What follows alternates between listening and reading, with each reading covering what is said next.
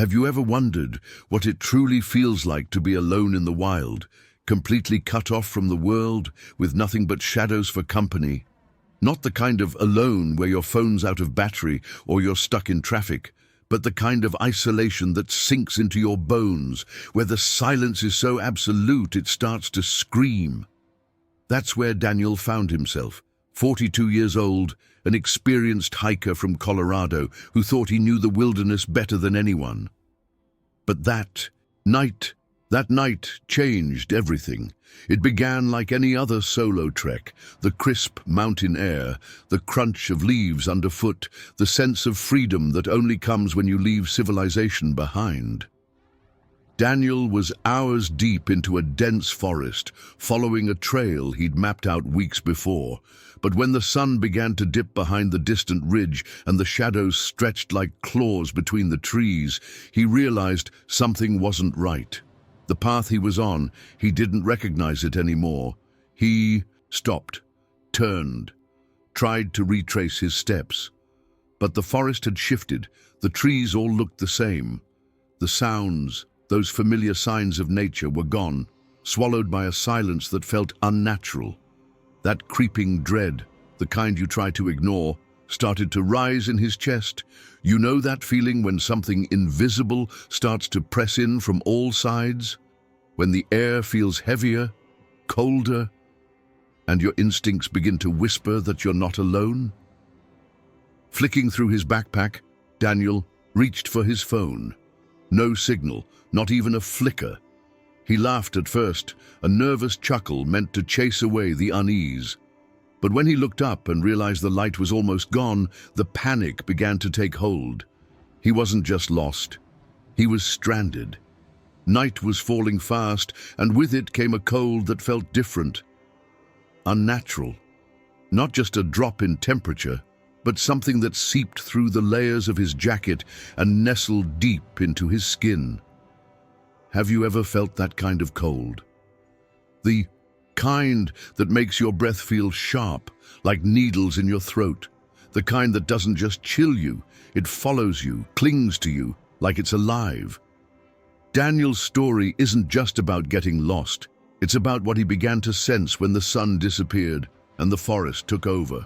About the strange figures he thought he glimpsed between the trees. About the noises, whispers, breathing that began when the darkness set in. What you're about to hear isn't just a survival story. It's a descent into something far deeper and far more disturbing than you might expect. Fica comigo até o final. What Daniel experienced in that forest might just change the way you look at the wilderness forever. And it all began on that chilling night when the silence fell and the shadows started to move. The darkness had fully settled now, swallowing every shape and shadow until the trees around Daniel became towering silhouettes, their branches twisting like fingers, reaching for something unseen. His breath came out in sharp puffs, each one fading too quickly into the frozen air. He huddled near a cluster of rocks, pulling his jacket tight, heart pounding louder than the wind whistling through the pines. He kept telling himself he'd be fine, that the sun would rise and he'd find his way. But deep down, something told him this night wouldn't be like any other. The forest no longer felt indifferent. It felt aware, as if it had noticed him. Daniel closed his eyes for a moment, just to gather himself, and that's when he heard it. A soft crunch, like a footstep on frost-covered leaves. Then another, not rushed, slow, measured, close. He froze, trying to believe it was just a deer or maybe his imagination. But the sound circled him, just out of sight, just close enough to be real. And it's right here, in moments like this, that I want to pause and ask you something. Have you ever felt that creeping fear, that sensation that the darkness is watching, waiting? If this kind of story speaks to something inside you, if it stirs up a memory, a fear, or even just that quiet curiosity we all carry, leave a comment below. I'd love to know what came up for you while listening. What part stayed with you the most? And if you're still here, still walking this path through the unknown with me, Give this video a like. It helps a lot more than you think. It tells the platform this story matters, and it keeps this channel alive so we can keep sharing these kinds of experiences, raw, real, and sometimes a little unsettling. Most of all, if these stories resonate with you, if you want to keep diving into the strange, the emotional, and the unforgettable, subscribe. Be part of this growing circle of people who find meaning in the shadows, who know that sometimes the scariest places are the ones we carry within us. Your presence, your voice, your support, it's what gives this channel its soul. The more we grow, the more stories we can uncover together. So don't just watch, walk beside us. There's still more of Daniel's night to uncover, and it only gets darker from here. Daniel stood still for a long moment, surrounded by trees that all looked eerily identical, each trunk a carbon copy of the last. He spun slowly in place, scanning the darkness, trying to find a landmark, anything familiar, but nothing spoke to him. Every direction was a mirror of confusion, and the trail he thought he knew had vanished beneath fallen branches and the gathering fog. That's when it truly hit him. Not just the fact that he was lost, but that he had no idea when or how that had happened. It wasn't one single moment. It was the slow, creeping realization that somewhere along the path he'd made a decision without noticing. And now, he was paying for it. He reached into his backpack again, this time for the map he'd carefully studied before the hike. The folds were worn, the ink fading from moisture. But it didn't matter. None of it made sense anymore. Where he thought there'd be a river, there was just thick underbrush. Where a trail should have curved, there was only a slope down into shadow. It was as if the forest itself had shifted while he walked, rearranging its layout like a cruel puzzle. Anxiety started clawing at the edges of his mind. That cold, tight feeling in the chest, the shallow breaths that come faster than you expect. He tried to slow down, tried to reason through it, but that kind of fear doesn't listen to logic. It lives in the body, not the brain. His hands trembled slightly as he pulled out his flashlight, only to find its beam already weakening, flickering as if the darkness were pushing back. The cold had deepened, not just in the air, but in him. It was no longer just the drop in temperature as night fell. It was the creeping sensation that something was watching, something unseen but present. It's strange how quickly isolation can distort your sense of reality. A few hours without direction, and your thoughts begin to twist, reshaping the world into something unfamiliar. The silence that once felt peaceful now felt oppressive. Every branch snap became a threat. Every gust of wind felt like breath on the back of his neck. This is the moment that breaks most people, not the initial realization that they're lost, but the point where the body begins to ache, where hunger sets in, and where every step feels heavier than the last.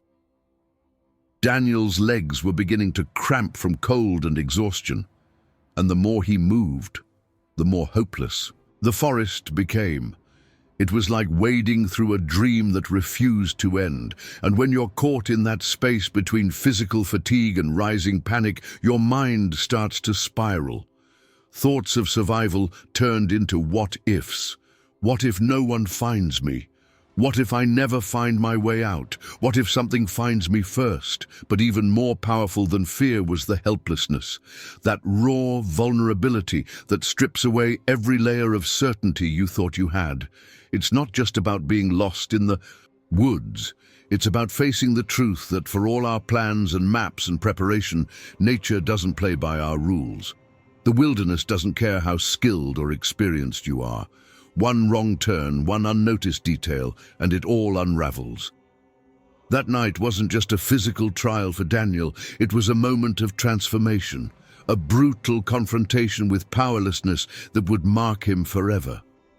We all like to believe we'd know what to do in a crisis, that we'd stay calm, make the right choices, survive. But when the cold bites through your clothes, and the light is dying in your hands, and every direction feels like a trap, that's when you learn who you really are. Now I want to go even deeper into this. There's something in the way Daniel began to break down, mentally, emotionally, that reveals a truth most people aren't ready to face. Something hidden in the cracks of fear and silence, a part of the journey few ever talk about. And it begins when he finally sits down and realizes he might not be walking out of that forest. Comment below. This hits different. Daniel had nearly given up. His legs, stiff from exhaustion and cold, trembled beneath him as he sat on a fallen log, arms wrapped around his chest, trying to hold in what little warmth he had left. His breath came in short, ragged bursts, visible in the frozen air, like wisps of fog. The forest was deathly still, as if even the wind had stopped to watch him. His flashlight had died minutes ago, and now there was nothing but shadows, deep, heavy shadows that seemed to breathe and shift with a rhythm of their own. He closed his eyes just for a second, not to sleep. He knew better than to do that in the cold, but to find something familiar inside himself. Something steady, a memory, a reason. But what he felt instead was a slow unraveling, like threads pulling loose in his mind. The silence wasn't just around him anymore. It was inside him too. And then he opened his eyes. It was there. At first, he thought, it was a trick of the cold or his vision, something caused by exhaustion. But no, it was real, a light, not harsh or blinding, but soft, golden, glowing, hanging in the air like a lantern suspended by invisible strings, maybe 50 feet ahead. It didn't flicker like a flame, didn't shine like the moon. It pulsed gently, like it was breathing, and it was moving. Daniel blinked, rubbed his eyes, stared again. The light was drifting slowly through the trees, weaving between trunks like it knew where it was going. His heartbeat jumped, part fear, part awe. It made no sound, left no trail, but it illuminated everything around it in the warmest hue he'd seen all night. It felt like the opposite of everything he'd just endured. Where the forest had been sharp, cold, and relentless, this light felt safe, calming, almost inviting. And that's what terrified him most, because nothing in that forest should have felt inviting. Nothing should have known he was there. Yet the light moved in a way that made him feel seen. It was the kind of moment that shakes your sense of reality, not in a dramatic, movie-like way, but in a quiet shift. The way you realize a door has been opened behind you this whole time, and you never noticed. A truth hiding just beneath your perception, now slowly revealing itself. He stood, legs aching, heart thudding in his chest. His instincts screamed to stay put, but curiosity, pure and uncontrollable, pulled him forward. There's a kind of pull that happens in moments like these, where logic loses its grip and something deeper takes over. Not impulse, not desperation, but something older, a knowing. That what he was seeing wasn't random, that this light had purpose. As he stepped toward it, the ground beneath his boots softened slightly, like the frost was receding in the glow. Trees seemed to part ahead, not dramatically, but just enough to form a natural path. The light moved a little farther, then waited, moved again, waited, like it wanted him to follow. And the strangest thing, he didn't feel alone anymore. The transformation in that moment wasn't just external, it was internal. Daniel no longer felt like a victim of circumstance. He felt like he was part of something larger, something he couldn't yet understand. That light, whatever it was, shattered the hopelessness he'd been sinking into. Not because it promised safety, but because it challenged everything he thought he knew about the world around him. Sometimes it's in the most hopeless moments that something breaks through, a revelation, a sign, a shift in perspective. We don't always know what it means in the moment, but we feel the impact. It's like peeking behind the curtain of our reality, even just for a second, and seeing something that defies our assumptions. Now, I want to go even deeper into this subject, because what Daniel discovered as he followed that mysterious glow wasn't just strange. It carried a truth that had been hidden all along, right beneath the surface of his journey. Daniel stood frozen, not from the cold, but from the weight of the decision in front of him. The light was still there, calm, glowing, distant, but waiting. It hadn't flickered or faded. It hovered with an almost gentle presence, as if it knew the kind of thoughts unraveling inside him. Part of him wanted to believe it was a coincidence, a trick of the cold, maybe even a hallucination brought on by fatigue. But another part, quieter, older and far more grounded, knew better. He looked down at his hands, stiff and trembling. His breath came out in fast puffs and his legs were growing numb. Staying meant surviving the night on hope alone. No fire, no map, just cold and darkness and the promise of more suffering. But stepping forward meant surrendering control, following something unknown, trusting a presence that defied explanation. And maybe that was the real struggle, not the cold, not the fear, but letting go of the need to understand. We all have a moment like that. A crossroads between reason and instinct, between what makes sense and what feels right. And often, the most transformative decisions aren't the ones we plan for. They're the ones that rise from somewhere deeper, where logic can't reach. There's a quote Daniel once read in a journal his father left behind. "Faith is not the absence of fear, but the courage to step forward despite it." And in that moment, under a sky that no longer showed stars, he remembered it. It wasn't about bravery. It wasn't about making the perfect choice. It was about movement, about choosing not to freeze in the face of uncertainty. The light shimmered again, closer now, just slightly, and he felt the air shift around him, like something was holding its breath, waiting to see what he would do. So he stepped forward, not boldly, not with confidence, but with surrender, with quiet trust. One foot, then another, crunching over the frost-bitten ground. The trees thinned just enough to let him pass, and the light floated ahead at a steady pace, never too far, never too close. The forest around him didn't disappear. It was still vast, still dark, still unfamiliar. But the fear that had once wrapped around him so tightly began to loosen, not vanish, but soften. There's something profound that happens when we follow what we don't fully understand. We tap into a different kind of intelligence, one not built on analysis or survival, but on alignment, on sensing that we are somehow in the right place, at the right time, even when it doesn't look that way from the outside. That's what this part of Daniel's journey became, less about escaping the woods and more about confronting the truth behind his fear, that so much of it wasn't the forest or the dark or the cold. It was the idea of losing control. But the truth is, control is often an illusion. And sometimes the most powerful shift in mentality comes when we stop resisting and start listening, not to the noise, not to the panic, but to that quiet voice beneath it all that simply says, "Go." This wasn't just about a man lost in the woods anymore. It had become a journey into the unseen, the undefined, the unexplained.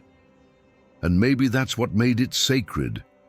There are moments in life when what shows up isn't logical or expected, but it's exactly what we need: a sign, a presence, a light. Now I want to go even deeper into this subject, because what Daniel found as he followed that glow through the trees wasn't just mysterious. It was something that would change how he saw the world and himself forever. The forest no longer felt like a maze. It felt like a corridor shaped by something unseen. The light continued to drift ahead of Daniel, slow and patient, never too far to lose, never too close to fully reach. It moved with intention yet without urgency. Every time Daniel tripped over a root or caught his breath from the sharp cold air, the glow would stop. Just hover there, steady and warm, as if waiting for him to catch. Up, there was no sound, no whisper in the trees. But still he felt it, that quiet understanding between them, as if the light knew not only where he was going, but who he was beneath all the fear. It's strange how fast our perception shifts when something gives us a sense of safety, even without explanation, even when everything around says we should be afraid. Daniel was still cold, still lost by every logical measure, but he no longer felt threatened. In fact, with each step, he felt something return to him, a presence he hadn't noticed in years. Not exactly hope, not quite faith, something softer, older, the kind of feeling that doesn't shout but steadies your hands. Maybe you felt it too, in moments where logic fades and something greater carries you forward. A sense that you're being watched, but not by something sinister, by something that wants you to make it out. And that's where the real transformation began, not when the light appeared, but when Daniel surrendered to it, when he allowed himself to be guided without needing all the answers. Because sometimes we wait too long for certainty. We pause our steps, delay our growth, hold back our hearts, waiting for proof, when all along the next step was always in front of us, glowing, waiting, just like this one. The deeper he followed it, the more the forest changed. The thick underbrush opened into clearer ground. The sharp winds dulled to a whisper. He noticed details again, like the sound of his own footsteps, the soft creak of trees swaying overhead, and the faint rhythm of his heartbeat finally calming down. The fear didn't vanish.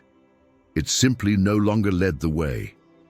That role now belonged to something else, something Daniel still couldn't name. And that's the truth no one talks about. Not every guide looks the way we expect. Sometimes it's a person, sometimes it's a moment, sometimes it's a voice that isn't a voice at all, just a feeling that you're not meant to stop here, that what you're walking through has a purpose, even if you can't see it yet. The light didn't promise him an exit. It didn't speak or show visions. It simply kept moving and trusted that he would too. He walked for what felt like hours, though time had lost all shape in that place. But never once did the light rush him. Never once did it abandon him. There was something sacred in that rhythm, a kind of grace. And the more he leaned into it, the more Daniel realized how much of his life had been spent pushing, forcing, trying to control everything around him. But here, in the quiet company of this glow, he didn't need control. He only needed presence. That's the part of the journey most people miss. The real transformation doesn't always come when we arrive. It begins when we release the idea that we have to figure it all out alone, when we stop clenching our fists and start trusting what shows up. Even if it doesn't come with a map, even if it's just a floating light in the middle of nowhere, there's a truth hidden in those in-between spaces, between fear and movement, between doubt and surrender. And the truth is this: not all darkness is danger, not all silence is empty, and not every light is just a coincidence. Some of them are meant for you, specifically for you. The ones that wait when you fall behind, the ones that don't vanish when you hesitate, the ones that keep showing up no matter how many times you lose your way. Now I want to go even deeper into this subject, because what happened next wasn't just a continuation of the journey. It was a revelation buried in the heart of the unknown, something that would stay with Daniel long after the forest had disappeared behind him. The trees began to thin out. The density of the forest, once overwhelming and endless, gradually gave way to smaller clearings, to patches of open sky where stars peeked through the canopy like distant eyes watching over him. Daniel didn't even realize how far he'd walked, how long he'd been following the light. Time had become irrelevant, blurred by movement, silence, and the rhythmic pulse of that warm glow just ahead. Each time he paused, it waited. Each time he doubted, it responded not with answers, but with presence. That was enough. And then, without warning, the texture of the ground beneath his boots changed. Moss gave way to gravel. Frosted roots were replaced by compact dirt and scattered stones. He looked up, and what he saw nearly made his knees give out. The forest ended. Right there. A clearing, opened wide, revealing the soft amber wash of artificial light spilling from a distant lamppost. It wasn't a dream. It was a road, an actual road. And across it, moving slowly between the trees, was a ranger patrol vehicle making its way along the mountain trail. Daniel stepped forward instinctively, the emotion hitting before the logic caught up. Relief surged through his chest, tangled with disbelief. He raised his arms slightly, unsure whether to call out or collapse. The headlights spotted him, and the vehicle slowed to a stop. Two stunned rangers stepping out into the cold with expressions that shifted quickly from confusion to concern. But just as Daniel turned to look back to see if the light was still there, it vanished. Gone. Not slowly, not fading, just gone. No sound, no retreat into the trees, no sign it had ever existed at all. One moment, it was the only thing guiding him through the void. The next, it was nothing but memory. And yet, that emptiness where the light had been didn't feel hollow. It felt full, like something had completed its purpose and left without needing to be understood. That kind of presence doesn't linger. It doesn't need to. He stood there for a long time as the rangers examined him, spoke to him, wrapped a blanket around his shoulders. Their words felt distant, their voices muffled by the weight of what he'd just experienced. They kept asking how he found the road. He had no map, no compass, no light. The section of forest he came from wasn't even marked as a trail. And when he tried to explain, when he said there had been a light, he could see it in their faces. They didn't say he was crazy, but they didn't believe him either. Maybe that's part of the truth most people never talk about. That some moments in life aren't meant to be explained. They're meant to be held, remembered, lived. That night wasn't about survival in the physical sense.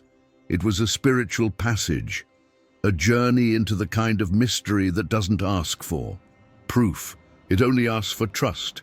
And Daniel, he had trusted, and something, whatever it was, had answered.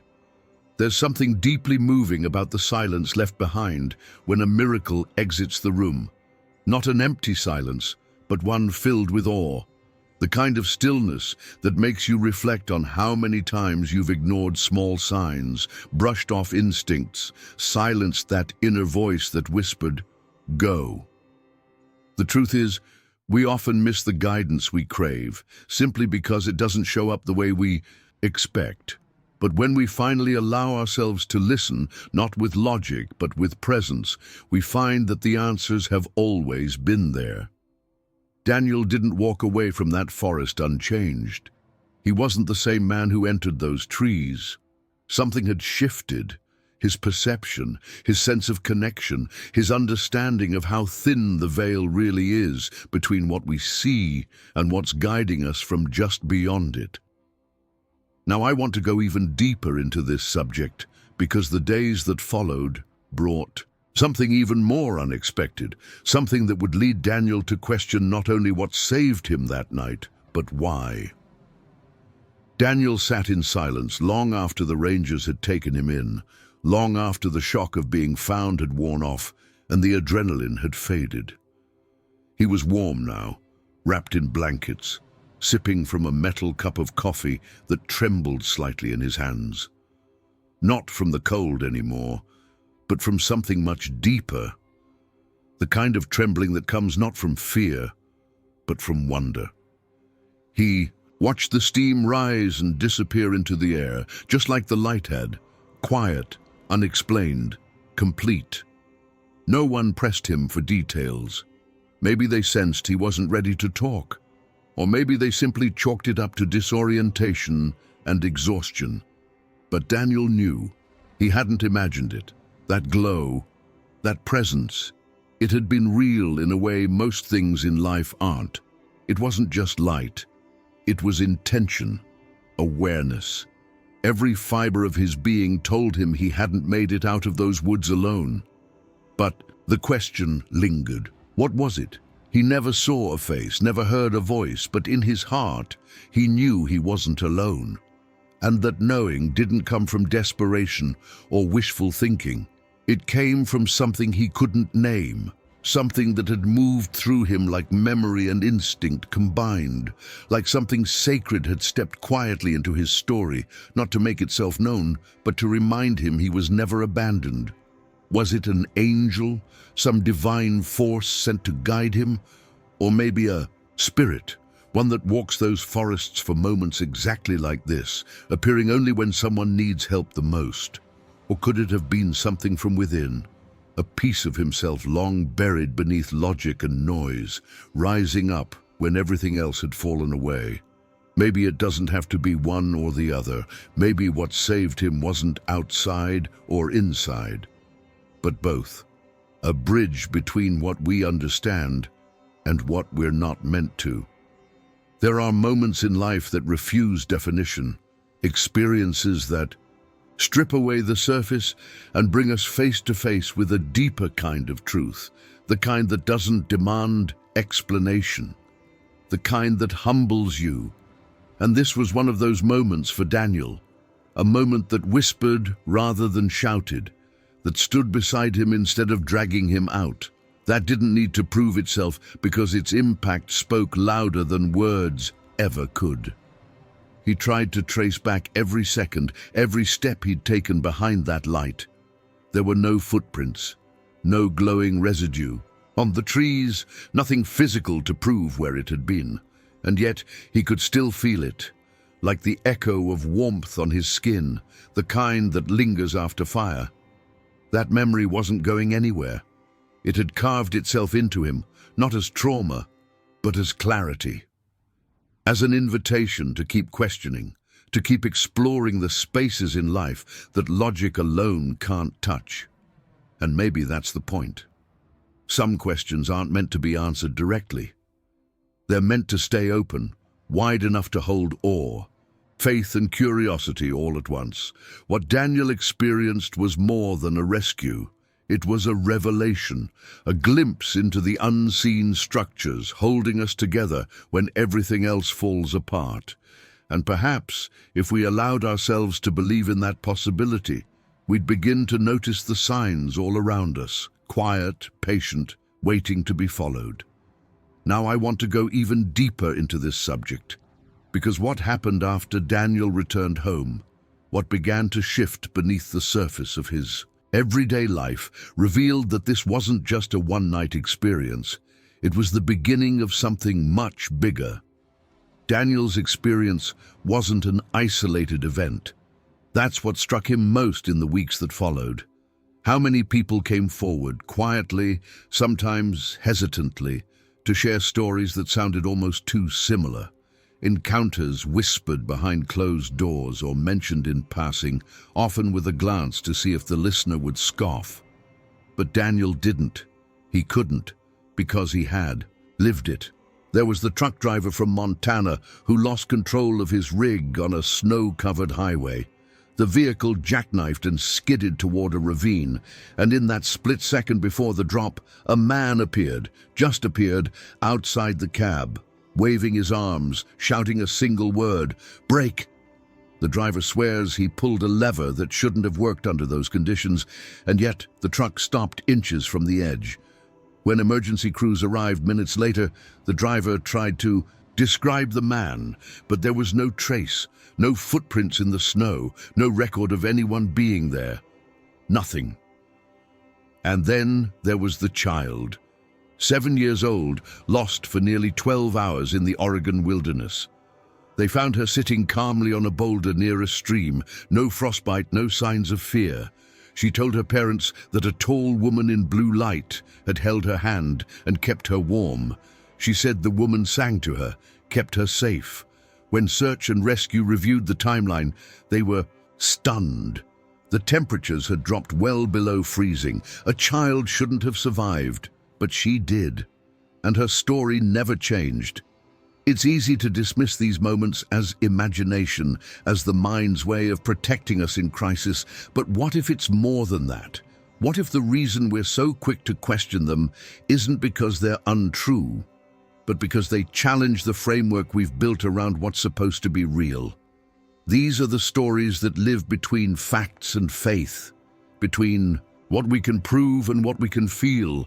They don't come to us polished or easy to understand. They come as glimpses, as soft disruptions, as moments that ask us to pause and reconsider what we believe about the nature of help, guidance, and connection. And what's even more remarkable is how similar they are, how people from completely different walks of life describe that same feeling. They weren't alone. They were seen, protected, held by something that didn't need a name or a face. And maybe that's the truth hidden in the bastidors of the world around us, that not every presence needs a body, and not every rescuer needs to stay. Sometimes they arrive just for the moment they're needed most, no sooner, no later. And when their purpose is complete, they leave behind something even more valuable than answers: impact, a shift in how we view the unknown. A reminder that life isn't always about logic, it's about meaning. Daniel began to look at people differently after that night. He listened more. He stopped assuming that silence meant emptiness. He stopped brushing off his own intuition. There was a gentleness in his eyes now, like someone who had seen behind the curtain and didn't need to convince anyone of what was there. That's the kind of transformation these experiences bring. Not loud, not preachy, just permanent. Now, I want to go even deeper into this subject, because there's still one piece missing in Daniel's journey, something that came to light only after he started digging into the past, into stories from others who had walked similar paths, and into a truth that had been waiting for him long before he ever stepped into that forest. Maybe we've been looking in the wrong places. Maybe all this time we've expected signs to be loud, unmistakable, and spectacular, when in reality they've been arriving in the most ordinary disguises. A kind stranger when we need one most. A voice in our head that isn't panic, but clarity. A delay that frustrates us at first, but later reveals it kept us from something worse. Maybe angels don't always wear wings. Maybe guidance is quieter than we think. Daniel began to see this not as an exception, but as a pattern. The more he talked to people, the more he revisited the quiet moments of his life, the more he realized how many times help had come without ceremony, not with trumpets and bright lights, but with timing, softness, intuition. The wrong turn that led to the right moment. The message that came just before giving up. The sudden calm in the middle of chaos. He started to ask himself a different question. Not, was it real, but how many times did I not notice? That shift in mentality opened something in him. A space that used to be filled with doubt was now occupied by awareness. And that's the truth most of us miss, not because we don't want to believe, but because we've been taught to only trust what we can measure. But guidance, real guidance, often lives outside that framework. It shows up in silence, in stillness, in the moments that don't make sense until much later, when you finally look back and say, that wasn't just chance. He remembered, for example, how he'd nearly cancelled that hike. There had been a storm warning days before, and something in him had almost said no, but then something else, something quieter, nudged him forward. Not recklessly, but intentionally. It was as if this entire journey had been orchestrated long before his boots touched the forest floor. Every decision, every hesitation, every step led him not just to danger, but to awakening. And that's the beauty of it. Sometimes what seems like a detour is the real road. Sometimes what feels like getting lost is the exact process needed to find what we were never looking for. These are the revelations that unfold slowly. They don't arrive with answers, they arrive with impact. And if you've ever felt that chill run through your body when something small felt oddly important, or if you've ever changed direction on a whim and later discovered it mattered, then you've already touched this kind of presence. We often assume that the divine is distant. That help comes from above in some unreachable way. But what if it's closer than we think?